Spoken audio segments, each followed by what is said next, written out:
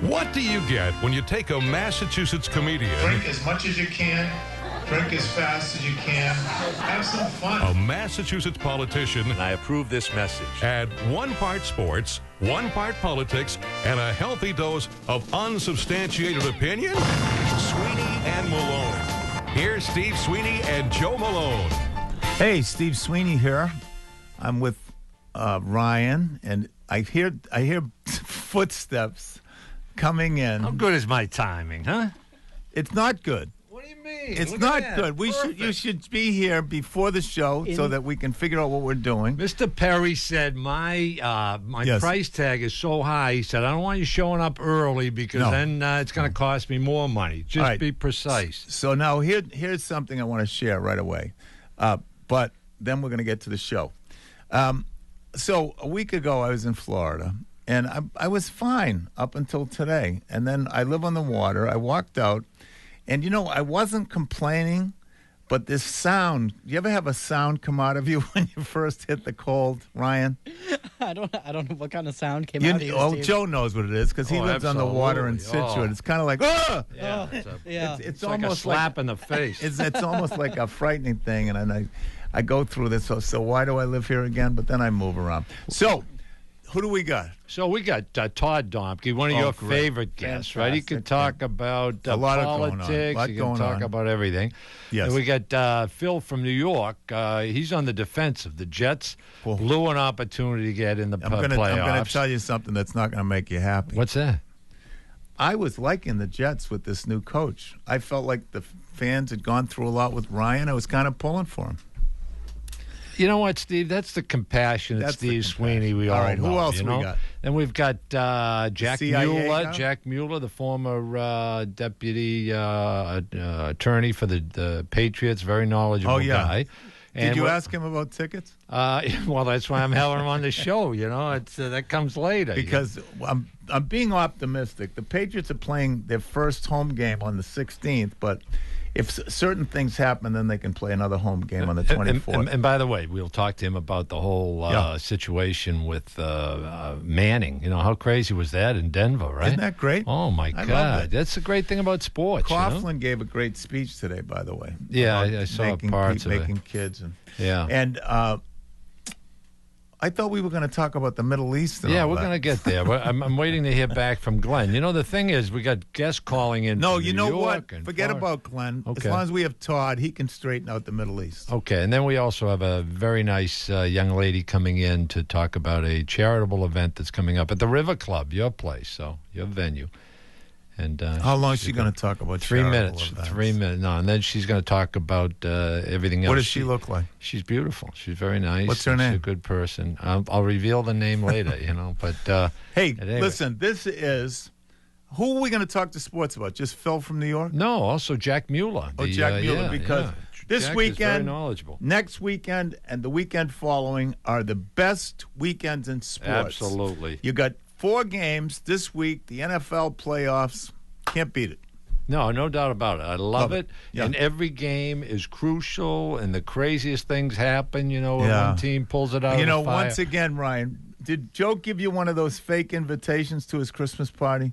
No. I didn't. Yeah, Oh, I he didn't doesn't even give- bother I didn't to- even He- give no, Ryan he a didn't fake even, one. He didn't. Yeah, he didn't even bother There's with 3 me. different levels: a legitimate one, Right. a fake one, and then none at all. So Yeah, you I'm got to just- work your way up. Maybe next I year. got the fake Yeah. one. Yeah. Me and the guests get fake ones. But did you attend? You know what? If I invite Sweeney every year, and he never comes. He See? big times me. Yeah. See, you got to show up, Sweeney. Yeah. Maybe it's for real. Ryan, You don't know. you dare take his side. He's always got gigs, Oh, yeah, I gotta work. But thank you for taking my side. Yeah, I got to Ryan. work. You know that, Ryan. So, who Are is we the... leaving somebody else out? Oh, yes, of course. yeah. A wonderful saleswoman. Yeah, Saleswoman. a Camera video director, award-winning. Award-winning. Right? And where does she broadcast? And throughout the Northeast. Yeah, through different what sections. town? Raynham. Raynham. Yeah. All right, for those 6 people in Raynham, the shut-ins, hello. Yeah. So she got nothing. Who's the first guest? Todd? Yeah, Todd. I love talking to Todd. Todd's going to be calling in any minute now. All right, but we got to get the traffic. Yeah, we got to do the traffic. Because your favorite spot. yesterday I got stuck I was looking at this place in Plymouth. You would not have believed Route 3. Like, I never saw a trailer truck go over right down in Duxbury. Wow. By the way, though, speaking of Plymouth, Middleborough, your New Year's Eve, those fantastic. gigs, great, huh? A lot of happy people. Waiting line. I was very funny. And then I did 2 at the Sky Restaurant in Norwood. It was a great night. I was home at 12:15. We got to discuss more of this. We'll be right back after the traffic report. Sweeney Malone. Sweeney here. Now you don't seem so proud. On that, of course, is the great Al Cooper, who happened to be in the studio and asked Bob Dylan if he could be on the record. Oh, my God. And Bob Dylan said, what do you play? And he said, well, how about this Hammond organ? And it changed rock and roll music. Hey, is Todd Domke on the line right now? Yeah. Todd Domke. Yes, sir. Been too long. All right, I got to bring him in. Bring him in. I'm not going to demand much, but I got to bring my friend Todd in. This guy is a political analyst. He's a speech writer. He's a playwright. He writes books that are also humorous. He's one of the all-time greats and a fantastic person. And you know what I like about him, Joe? He's willing to swallow his resentments. He told me earlier in the day today, he said, I won't go on with Malone. I won't do it. But you know what? If Todd, if you want me to leave the room now and I'll come back for the second segment, I will do that. I will do that. Over my resentment. I mean, I call him to ask him if he'll come on the show. Actually, I texted him. Well, which segment is it? Got to be the first segment. Yeah. And then the well, next you know what? I understand because he's at that position now. Yeah. Todd is a political analyst for public radio as well. I'm going to start, if you don't mind. No, Stevie, go. Now, how would you describe right now, Todd Domke, the state of the Republican National Party? On the verge of civil war. No, it could be fractured. I mean, it's already fractured, but I mean, it could be getting into some serious, conflict where some people are thinking of not supporting the Republican nominee. And it's gotten very extreme. Now, the news today is that now Donald Trump has attacked Ted Cruz, saying that because he was born in Canada, he might not be qualified because of the constitutional requirement that to be born on American soil. And he says, we wouldn't want this to be hung up in court for a couple years. So he's now doing the birther thing on Ted Cruz as he once did it on Barack Obama. Well, so let me ask you this. It's both silly and crazy at the same time. Now, Christie seems to be coming on. In New Hampshire, yeah. He seems to be coming on, and he seems to be connecting, and he seems to be saying stuff on television that seems to be communicating. But according to Morning Joe, which I watch every day, and I know Joe does, Trump still is killing everybody in the polls. Yeah, no, and I saw that on Morning Joe this morning. They were reiterating that with the latest polls. It is true that Trump is far out ahead, except in Iowa, where it depends on the poll, but it's obvious that Ted Cruz is in contention if he's not in the lead there. And many people think that the evangelicals who are behind Cruz, will really turn out. By the way, there was just recently, Ted Cruz had a conference call with volunteers, and in appealing to evangelicals, he told them that he would win, quote, if we awaken and energize the body of Christ, end quote, and he urged them to, quote, strap on the full armor of God, end quote. So religion is a big thing there in Iowa, and, of course, Trump has also attacked Cruz by saying, well, whoever heard of evangelicals coming from evangelical? Cuba? So that's how far down the place has gone. Now, this is a good question for you and Joe, and then I'll sort of just listen. So I've learned over the years, to be terribly disappointed because people say one thing when they're running, and then all of a sudden the guy's the nominee and say, well, he's actually a good guy. But the stuff that they have said about Trump, like a guy like Jeb Bush, right? Yeah. Right. So how do you come back from that if Trump is the nominee? No, that's a good question because John Kasich has been just as strong in his vituperation against Trump, and also some of the others have, Perry. of course, Rand Paul and others. Rand Paul, all yeah, of them. Yeah, and some of those who Now, how do you already turn left around the and race. say to the country, this guy should be president?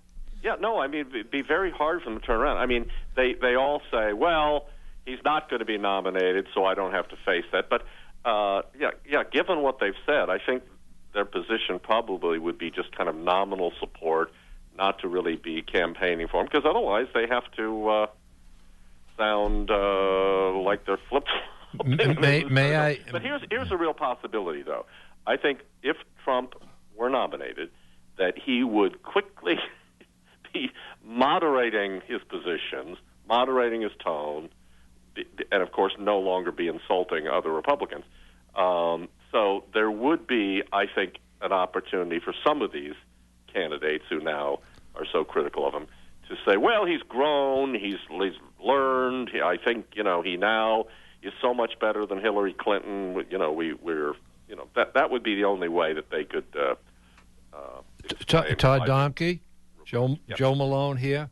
I bring you back. I came back into the room, and Margot's here too, of course, and Ryan, and the studio audience, which we've asked to withhold their applause until the end of the show, and then they're going to erupt in a standing ovation. But I bring you back to 1980 when George Bush the senior is running against Ronald Reagan in the primary, and he coins the phrase voodoo economics. Now, fast forward, he becomes not only a supporter of Ronald Reagan, but his running mate. So this is the centerpiece of Ronald Reagan's presidency, his economic plan, and here's Bush, now his vice president, who previously had called his economic plan voodoo economics. And he defends the plan, he promotes the plan. So my point is, it's become standard operating procedure. No, I agree. That was a big flip-flop. But in this case, though, given what they've said about Trump personally, not his plans, not his ideas, but personally, in terms of being completely unqualified, having a terrible temperament, lying, being a chronic liar. I mean, that's a little harder. So I understand that. How can you come back from that? But again, I mean, even going back to Obama and Hillary Clinton, they were accusing Bill Clinton of being a racist in the techniques he was using in the primary and so forth. But now that I've introduced, keep in mind, in that case, it wasn't Hillary doing it. It was her husband, of course, and other spokesmen.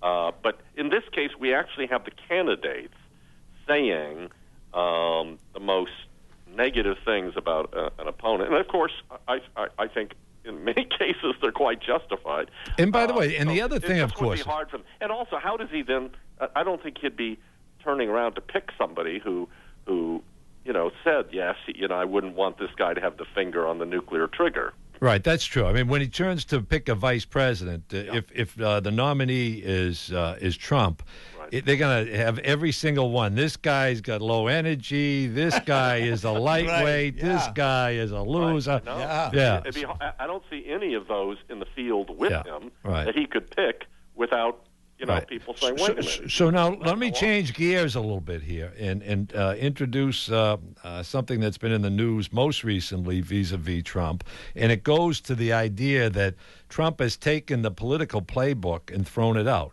Here he's attacking Bill Clinton as a counterpunch to Hillary calling him a sexist, and I mean, just purely on a tactical basis, I think it's working out great for him because it puts him juxtapositioned opposite Hillary, and the rest of the Republican candidates are on the sidelines watching. I agree, and it makes it seem to a lot of Republicans like he is speaking as the Republican nominee, as if he is the leader who could take on the Clintons, because the others, while the others certainly have been critical of Hillary Clinton, they haven't gone as far as Trump and also attacking Bill Clinton. So, yeah, I agree. It makes him seem head and shoulders above the other candidates. And as you both know, what's so unusual, too, is that in this Morning Joe, they talk about this, too, about how here he is the front runner for so long, and yet none of his opponents now criticize him.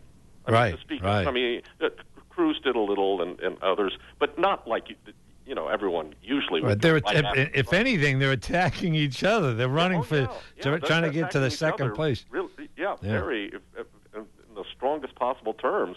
in saying, that maybe they're not qualified to be commander-in-chief. So now, taking the next step here, last night, for example, 8,000 people showed up at the Songus Arena, over 8,000. Yeah. You sound like Donald now. It was more than 8. Amazing crowd. They love me. It was a million people. But think about this for a second. Here he is in a situation where not only all of these statements that he makes, whether it's about Bill Clinton or whether it's about Jeb Bush saying, I could care less whether he endorses me or not. It probably hurt me more than he helps me.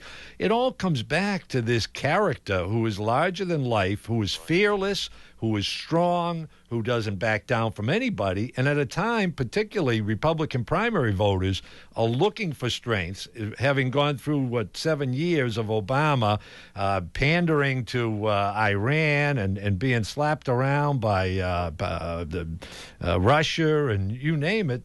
This is all very appealing. I agree. And now with some of these other opponents who try to emulate Trump in sounding as strong, they don't quite pull it off. For example, Cruz, his thing now is saying, I will go even farther than Trump in deporting people, because Trump has said, yes, we'll deport them and then allow them to come back legally. But now Cruz is saying, we deport them and we don't allow them to come back. And then I noticed somebody on Twitter then saying, well, what next would be, Cruz just saying, well, let's shoot them. I mean, that's how extreme the right. But there's a dark side to this. Yeah. I mean, you could say the Ku Klux Klan speaks their mind, too. I mean, I'm not saying he is, but there are certain groups of people that I hate using the word racist, but that there are haters out there that. Oh yeah. No, I agree that Trump is appealing to prejudice. He's appealing to fear. He's appealing to. I can't believe. He's appealing to the darker emotions. I mean, he made fun of the guy's disability. Yeah, that was he mocked John McCain's service. Right. Holy crap! But let me give you the flip side of that. He reminds me so much of a guy from Waltham. Don't go there, Steve. Or Charlestown. Don't go there. Don't go to my native, my roots. Somebody on a street corner. That's what they would say. Well, not Waltham. Waltham, there's a toughness, but there's also a gentlemanly quality. No, will you stop it? You know what it was like when Bush and Trump were in the last debate, and he goes, and this goes right back to Charlestown. He says, "Oh yeah, you're real tough." Yeah, right. That's something you'd say in the corner. Or is basically all the time he goes, "Hey, she started it." It's one of those things. Like you're talking to your ninth grade teacher. Well, I think Mike Barnacle made a great point. He's tapped into a frustration and anger and. But people feel unspoken. Steve, go ahead. He's also, and you always talk about quite frankly and kick the can down the road. And he's at tapped the end into of the that, day which is these guys. They're trained. The politicians have a lifelong training where I'm not going to rock that boat. I'm not going to touch that third rail. He's touching the third rail, and so there's like this mutual agreement between the two parties that we won't really change. When he talks about trade agreements and things like that, I'm with him. But then when he goes over the other side, I agree. He loses. But let me give you an example today. But the thing is, and both of you know it as public speakers, and Steve performing comedy, to hold the interest of an audience. I know, it's amazing. It's amazing, and people hang on his every word because they feel like maybe he doesn't even know. He's so. It amazes me because let me tell you something. There's a big difference between doing a reality TV show and standing in front of 20,000 people live. Right. And he just looks so comfortable. It's absolutely incredible. But that training of doing television certainly helped him. Of course, he's always been. But it's different. So a lot of people to know. Okay, here the cameras are. Here the reporter. Yeah, but a lot of people. A lot of people they see an audience like that. It's not television. In a lot of ways, is a lot easier. Yeah. And he just looks so comfortable up there. So let me just back up because I was going to finish a point about the whole Clinton discussion. Right. Okay. So I'm in the gym today and I'm watching The View, which I never watch, and. Man, oh man, the women on that show are such idiots. They're absolute idiots, and they're into the subject about Bill Clinton and whether or not it's fair to criticize.